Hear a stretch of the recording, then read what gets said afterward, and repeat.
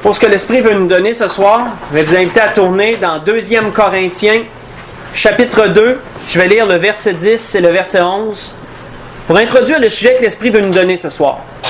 Dans 2 Corinthiens, chapitre 2, je vais lire le verset 10 et le verset 11.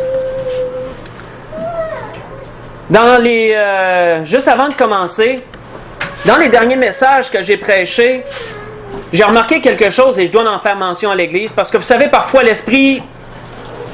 lorsque l'Esprit nous garde dans un certain courant, je dirais, lorsqu'il nous garde dans une certaine ligne de pensée, lorsque l'Esprit veut mettre de l'emphase sur quelque chose, l'Église doit prendre garde à cela. L'Église doit se sentir interpellée, doit tendre l'oreille, parce que l'Esprit ne donne rien pour rien.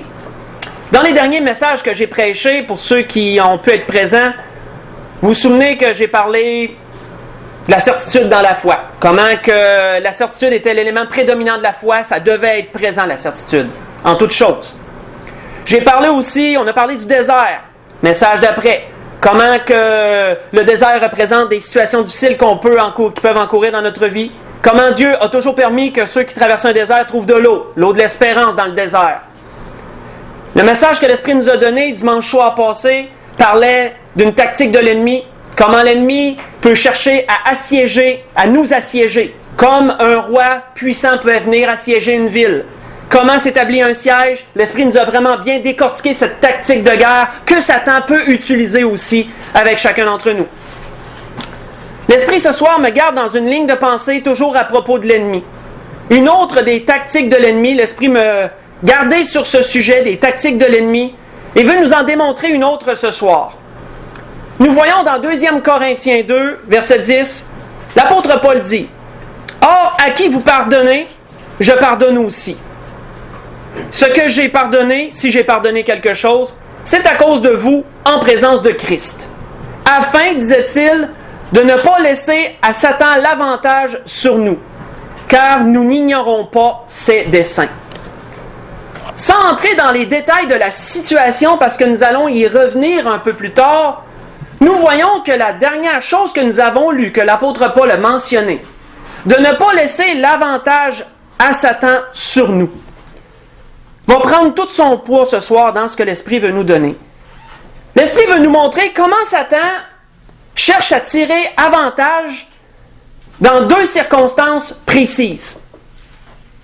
Parce que, comme il disait l'apôtre Paul à la fin, nous n'ignorons pas ses desseins. Les desseins de Satan ne sont pas étrangers pour nous.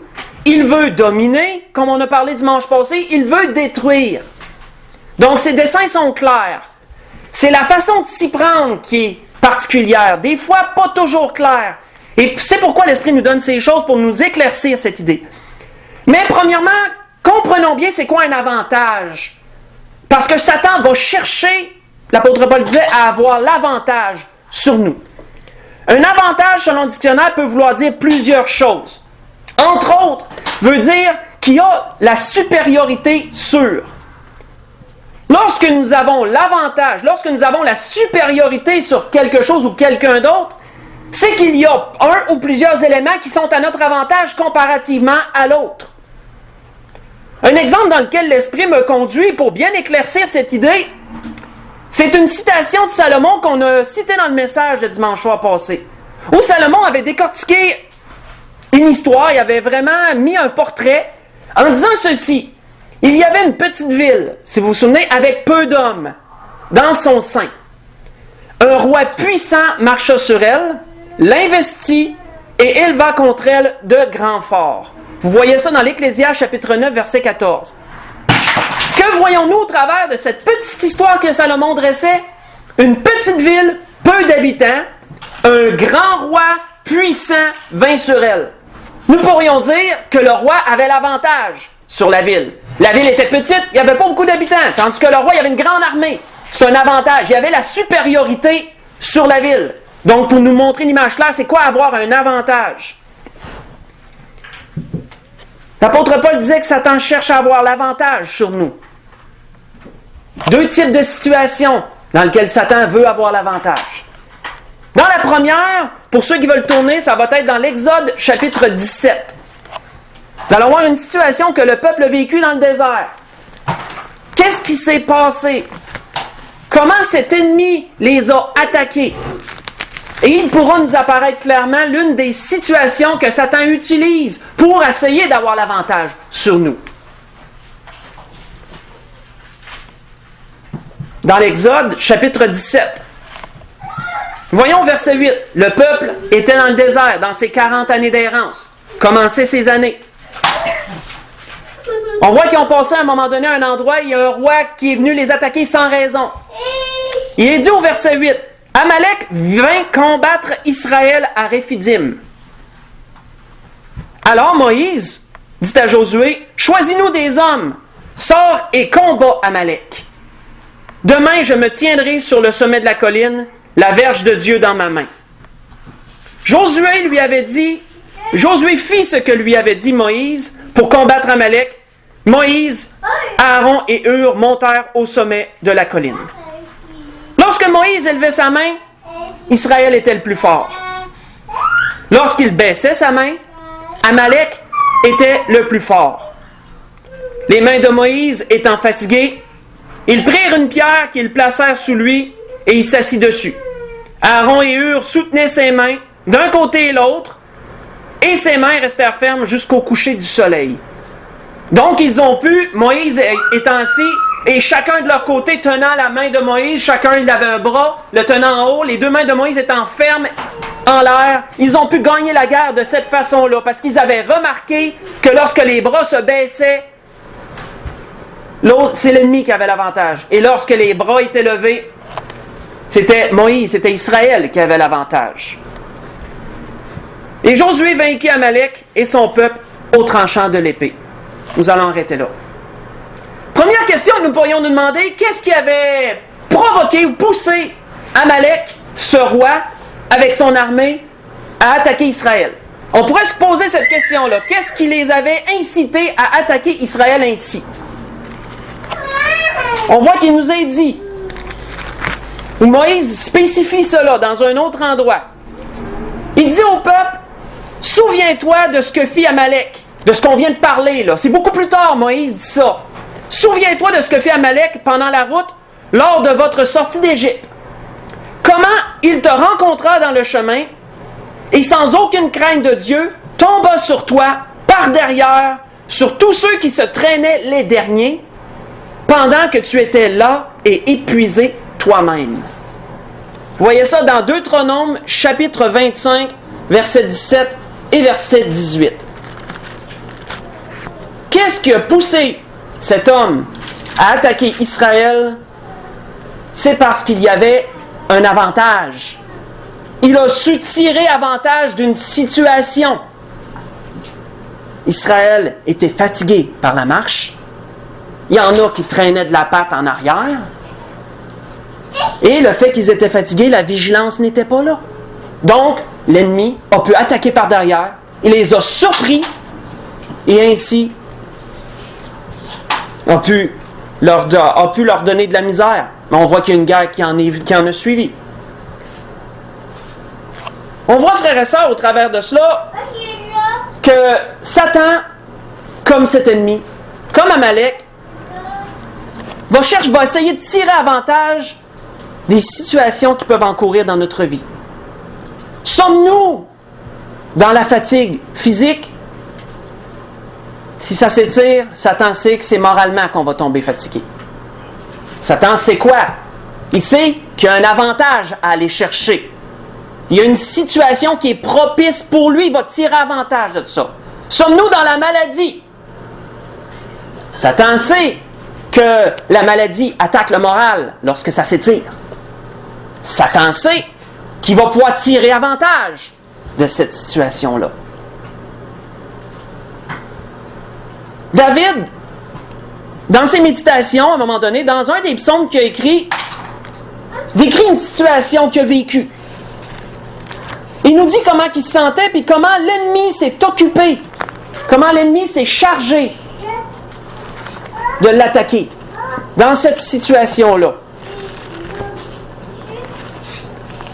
On voit que David nous disait « Les liens de la mort m'avaient environné. et les torrents de la destruction m'avaient épouvanté. Les liens du séjour des morts m'avaient enlacé. Les filets de la mort m'avaient surpris.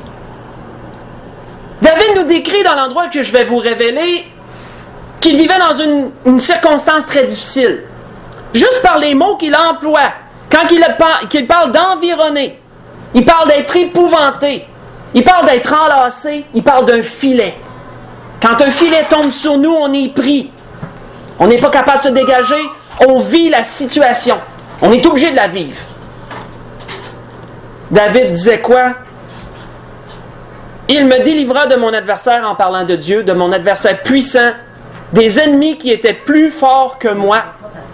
Il m'avait surpris au jour de ma détresse. Je vous ai lu dans le psaume 18, versets 5 et 6, et j'ai sauté au verset 18. David vivait une circonstance difficile. Qu'est-ce que l'ennemi a fait? Il a su tirer avantage de cette situation. Il a pris David par surprise. Il est tombé sur lui par surprise dans le jour de sa détresse. Quand est-ce, dans ce que nous avons lu tantôt, dans l'Exode, quand est-ce que ce roi est venu attaquer Israël? Quand Israël était là et fatigué. Si on continue dans le développement, qu'est-ce qui a fait que Israël fut les vainqueurs? C'est lorsque les bras de Moïse étaient en l'air.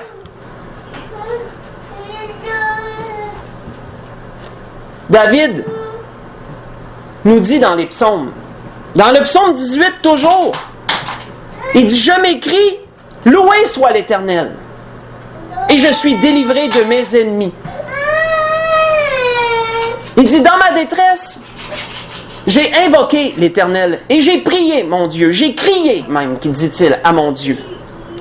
De son palais, il a entendu ma voix. Et son cri, mon cri est parvenu devant lui à ses oreilles. » Finalement, David dit, il a étendu sa main d'en haut, il me saisit et il me retira des grandes eaux. J'ai toujours lu dans le psaume 18, j'ai lu le verset 4, verset 7 et le verset 17. Connaissez-vous l'expression « baisser les bras » ? C'est à peu près l'expression qu'on pourrait utiliser dans ce que nous avons vu dans l'Exode. Lorsque les bras de Moïse étaient baissés, c'est l'ennemi qui était le plus fort. Lorsque les bras de Moïse étaient en l'air, c'est Israël qui était le plus fort. Qu'est-ce que Satan veut? Tirer parti d'une situation. Et qu'est-ce qu'il veut, en tirant parti de cette situation? Nous faire baisser les bras. Si on baisse les bras, c'est lui qui va être le plus fort.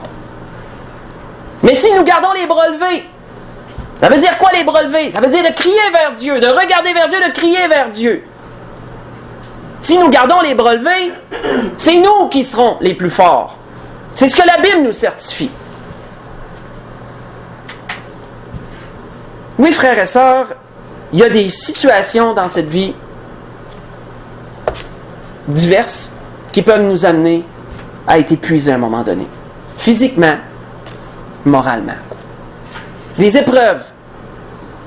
Et ne croyons pas que Satan va laisser cette chance le passer s'il a avoué. Il va saisir, c'est sûr. Il va exploiter le filon, comme on dit, pour les miniers. Lorsqu'ils sentent qu'il y a un filon là, pour essayer de trouver un minerai quelconque, il exploite le filon. Il va exploiter le filon. Il va chercher à avoir l'avantage, comme l'apôtre Paul disait. C'est quoi de garder les mains dans les airs? C'est quoi de ne pas baisser les bras? Le Seigneur nous l'a révélé tellement bien dans un passage qu'on connaît tous. Dans Matthieu chapitre 11, 28 à 30. « Venez à moi, disait le Seigneur, vous tous qui êtes fatigués et chargés, et je vous donnerai du repos. Prenez mon joug, recevez mes instructions, disait-il, car je suis doux et humble de cœur, et vous trouverez du repos pour vos âmes, disait le Seigneur. » Allez au Seigneur dans toutes ces situations où nous savons que l'ennemi va chercher à tirer un avantage. Lorsqu'on fait cela, on garde les mains dans les airs, on ne baisse pas les bras. Lorsqu'on fait ça, on demeure près de Dieu. Et Dieu nous assure, il nous assure qu'il nous donnera la victoire dans cette épreuve, que nous la traverserons, que nous aurons le dessus sur le malin, parce qu'on n'aura pas baissé les bras. Mais le malin, c'est aussi tirer parti d'une autre situation. Et c'est dans cette deuxième chose que l'Esprit veut nous diriger. Parce que le malin, il n'y a pas toujours ces occasions-là qui se présentent à lui. On n'est pas toujours malade. On n'est pas toujours dans l'épreuve. Parfois, on est dans la santé, ça va bien. On se sent près du Seigneur. Les situations que Satan cherche, ils ne sont pas là. Qu'est-ce qu'il va faire dans ce cas-là pour avoir l'avantage? Tournons dans un autre endroit. Dans le Nombre, chapitre 23. Dans le livre des Nombres, chapitre 23. On voit une autre situation. Le peuple toujours dans le désert. Le peuple continuait sa marche après ce qui était arrivé dans l'Exode, chapitre 17. Après Amalek, le peuple continuait sa marche. Il y en a un autre qui a décidé de venir les attaquer. Juste parce qu'il passait par là, pas parce qu'il l'avait cherché. Non, on n'a pas besoin de chercher Satan pour qu'il vienne nous chercher, lui. Il nous court après. Pas besoin de courir après. La même chose pour le peuple dans le désert. On voit dans les Nombres, chapitre 23-24, décortiquer vite la situation, en arriver au principal que l'Esprit veut nous donner. Un roi du nom de Balak en voulait au peuple. Il a vu le peuple passer, puis lui, non, ça passait pas. Il a voulu battre ce peuple-là, il voulait s'assurer de la victoire, il était engagé un devin, un enchanteur du nom de Balaam, un homme qui avait un don très puissant, ce qu'il bénissait était béni, ce qu'il maudissait était maudit. C'était un don extrêmement puissant qu'il avait. Balak a voulu engager cet homme à prix d'argent pour venir maudire le peuple d'Israël, et ainsi il savait qu'il aurait la victoire sur le peuple. Il en était sûr. Balaam a accepté d'y aller. Dieu, entre-temps, s'est révélé à Balaam, puis il a dit, tu vas seulement dire ce que je te dis de dire et pas plus. Et on voit que là, à toutes les fois que Balaam voulait maudire le peuple, il le bénissait à la place. Parce que Dieu l'empêchait de maudire le peuple. Pourquoi Dieu l'empêchait-il? C'est une des premières choses que l'Esprit veut nous donner. Dans le Nombre, chapitre 23, à partir du verset 21, il est dit, il n'aperçoit point, il en parlant de Dieu, il n'aperçoit point d'iniquité en Jacob. Il ne voit point d'injustice en Israël. L'Éternel, son Dieu, est avec lui. Il est son roi, l'objet de son allégresse. Dieu les a fait sortir d'Égypte, il est pour eux comme la vigueur du buffle. L'enchantement ne peut rien contre Jacob, la divination contre Israël. Autant marqué, il sera dit à Jacob et à Israël, quelle est l'œuvre de Dieu. Nous allons arrêter là. Balaam était incapable de maudire le peuple parce que Dieu ne voyait aucun péché en Israël.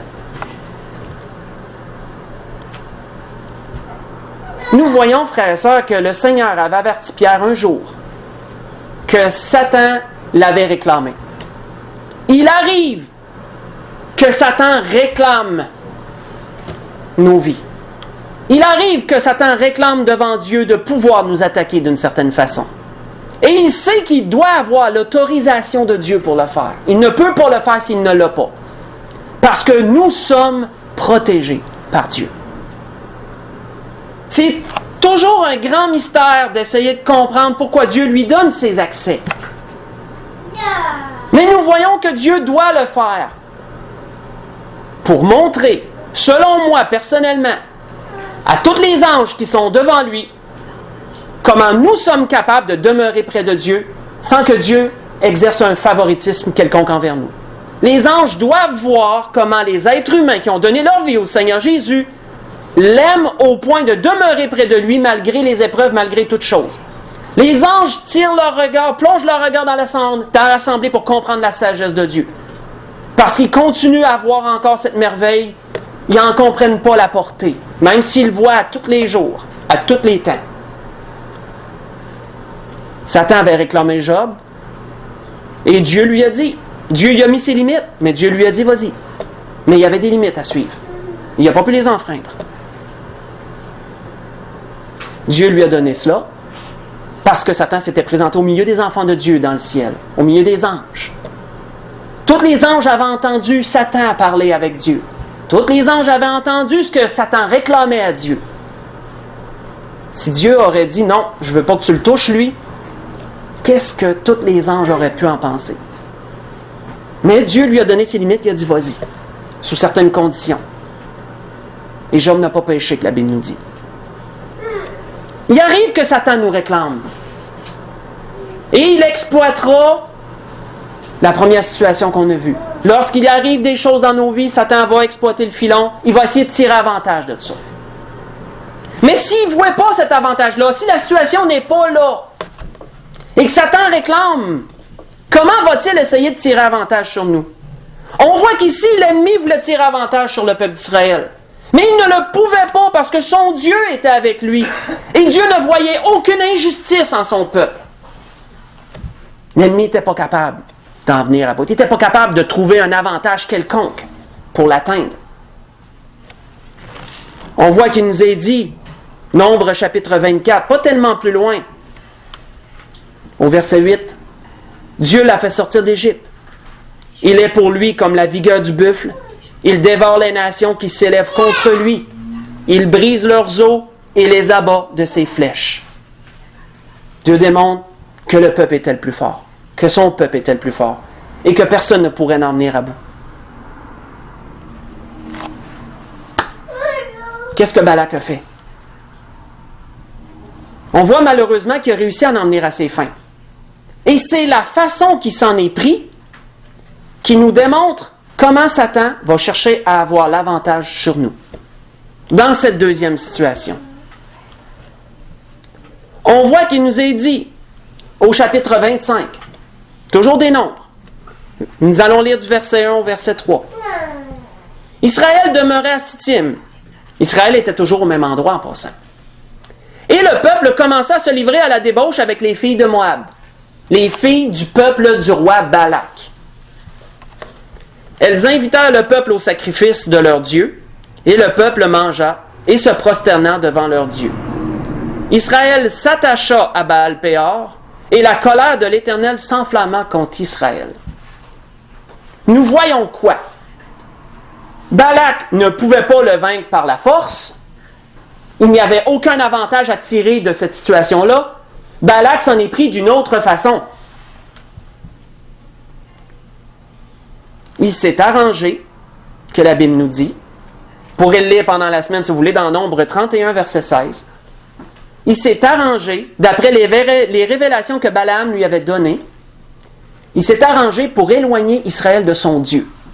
Si je ne peux pas l'atteindre parce que Dieu est avec lui, je vais m'arranger pour l'éloigner de Dieu. Et là, je vais pouvoir l'atteindre. En envoyant ses filles vers le peuple et les invitant à participer à leur idolâtrie, ça a été une façon de retirer Israël de la protection de Dieu. Et là, il a pu avoir l'avantage sur Israël. Comment Satan fait ça avec nous autres? C'est ça qu'on doit se demander. On voit que, si vous voulez lire pendant la semaine, l'Esprit m'avait amené à un autre endroit pour nous aider à comprendre encore plus cette pensée-là, s'il n'est pas clair. Vous pourrez lire pendant la semaine dans Daniel chapitre 6, verset 4 au verset 13. Où Daniel était un homme fidèle à son roi, Nabuchodonosor. Il servait fidèlement. Les satrapes, les gouverneurs mineurs n'aimaient pas Daniel. N'étaient pas de leur sang, ça n'était pas de leur peuple. Daniel était un Hébreu, puis eux autres étaient des Chaldéens. Qu'est-ce qu'ils ont dit au verset 5 de cet endroit-là? Ils ont dit, si on n'est pas capable de trouver en lui une erreur quelconque, on va chercher dans la loi de son Dieu pour en trouver une. Et là, ils se sont arrangés pour qu'il adore une statue, mais Daniel a adoré son Dieu à la place. Et là, ils ont pu trouver une occasion de chute. Et là, ils ont pu l'accuser. Vous savez, Satan veut faire la même affaire avec nous. Si on retourne dans la situation de 2 Corinthiens 2, là où on a pris le message de base, là où on a pris le sujet, si on retourne à cet endroit-là, Pourquoi l'apôtre Paul disait-il cela aux Corinthiens? Il s'était passé quelque chose à l'église de Corinthe. Un homme avait commis quelque chose d'abominable avec la femme de son père. Il avait pris la femme de son père qu'on voit dans 1 Corinthiens chapitre 5, je crois, ou dans ces coins-là. Puis l'apôtre Paul l'avait condamné au plus haut point. Puis l'apôtre Paul leur avait dit, mettez-moi ça dehors, cette personne-là. Ça n'a pas sa place dans l'église. C'est ce qu'ils avaient fait après que l'apôtre Paul avait dit ça. Mais on voit plus tard, cet homme-là s'est repenti. On ne voit pas comment, on ne voit pas tout. Il s'est repenti, cet homme-là, de ce qu'il a fait. Et on voit que l'apôtre Paul disait ici, dans 2 Corinthiens 2, verset 6, il dit, il suffit pour cet homme du châtiment qui lui a été infligé par le plus grand nombre, parce qu'il avait été mis hors fraternité dans notre jargon à nous. En sorte que vous devez bien plutôt lui pardonner, le consoler de peur qu'il ne soit accablé par une tristesse excessive. Cet homme, désirant réintégrer l'assemblée, s'étant repenti de sa faute, désirant réintégrer l'assemblée, l'apôtre Paul leur disait, là, vous devez le pardonner. Vous ne devez pas l'accabler. Il s'est repenti de sa faute, vous devez maintenant le pardonner. Et pourquoi l'apôtre Paul leur a dit ça? Afin de ne pas laisser l'avantage à Satan. Si les Corinthiens ne le pardonnaient pas, ils n'agissaient pas selon la volonté de Dieu, et là donnaient à Satan l'avantage sur eux, en allant contre ce que Dieu demande. Qu'est-ce qu'on a vu dans l'histoire des nombres? En éloignant Israël de Dieu, Balak a réussi à être le plus fort, sans même utiliser sa force, parce qu'il ne pouvait pas battre Israël de cette façon-là. Souvenons-nous, il y a un certain type de situation où Satan peut l'exploiter. Si on est malade, si on est dans une épreuve quelconque, Satan va exploiter ça, il va essayer d'avoir l'avantage. Mais dans d'autres situations, si ça, c'est pas là, Satan va réussir quand même, il va essayer d'avoir l'avantage de toute façon. Il va s'y prendre juste d'une autre façon. Si on tourne dans Éphésiens, chapitre 4, si vous voulez lire avec moi dans l'Éphésiens chapitre 4, l'apôtre Paul décortique assez bien cela. À partir du verset 25, Éphésiens chapitre 4.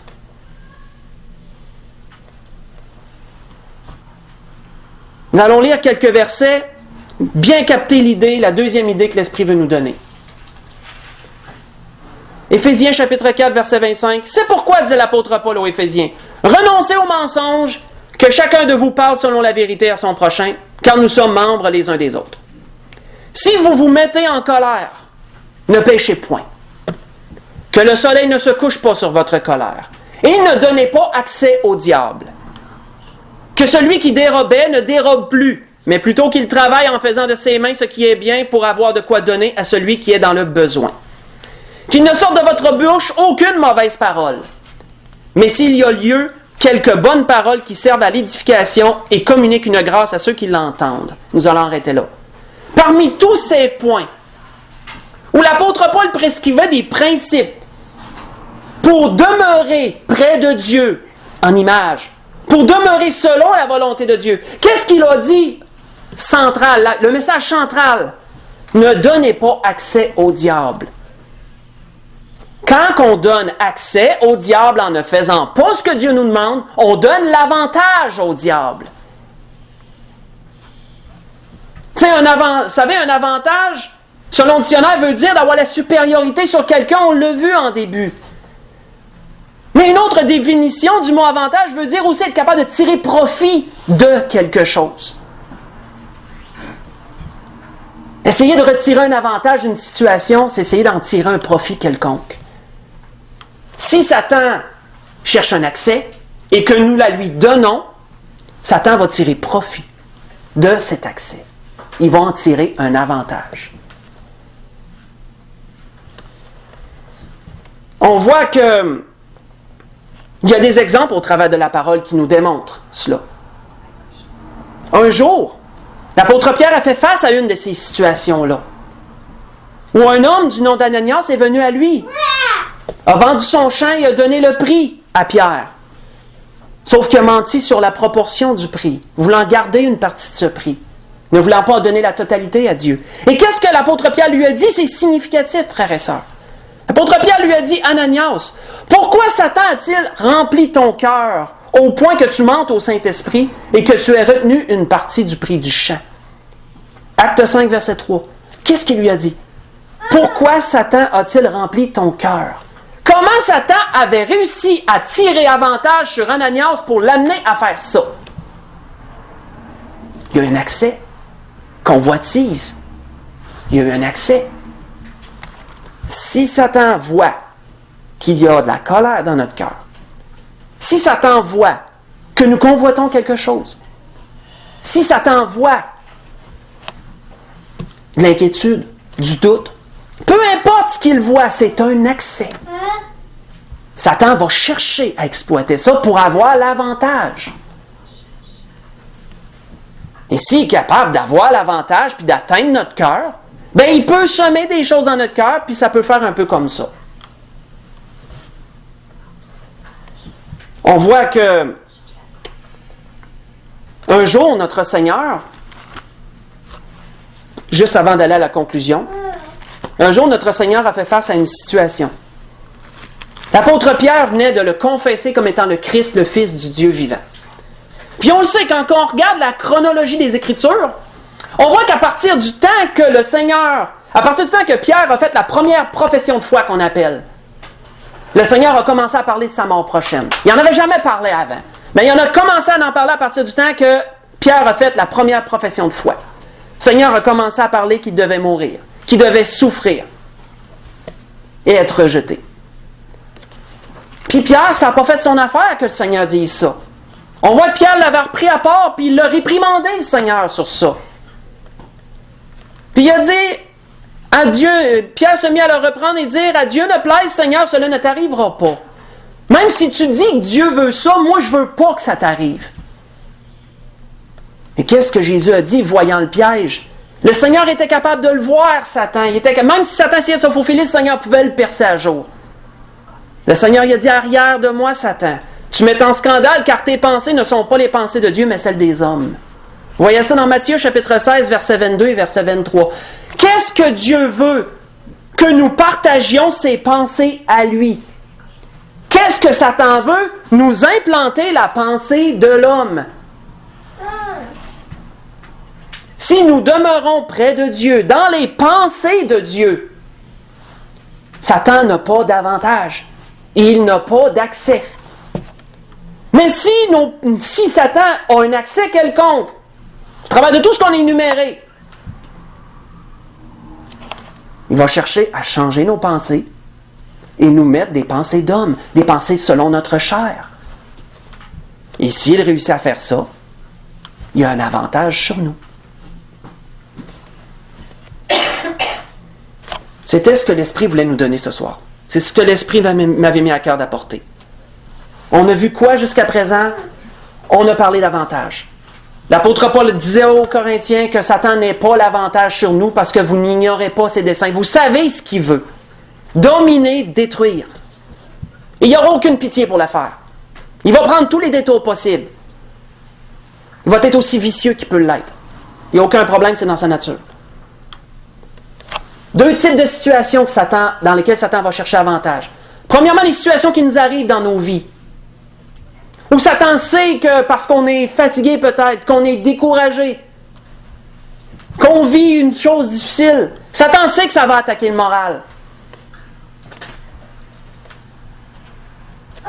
Il va exploiter cette situation-là, il va essayer d'en tirer avantage. Si ça, c'est pas dans nos vies, Satan va faire quoi? Si on reste près de Dieu, parce que nous voyons que David le disait, j'ai crié à l'Éternel, il m'a délivré. Même si j'étais enlacé par les liens de la mort, j'ai crié à l'Éternel, il m'a délivré. Seigneur dit, venez à moi, vous tous qui êtes fatigués et chargés. On va près du Seigneur afin de ne pas donner d'accès au diable. Quand on demeure près du Seigneur, on est sous la protection. Satan n'a pas cet accès. Satan il veut réussir à l'avoir. Comment qu'il va l'avoir? En nous éloignant du Seigneur. Et s'il peut faire ça, il va récupérer l'avantage. Et c'est ce qu'on a vu en deuxième situation.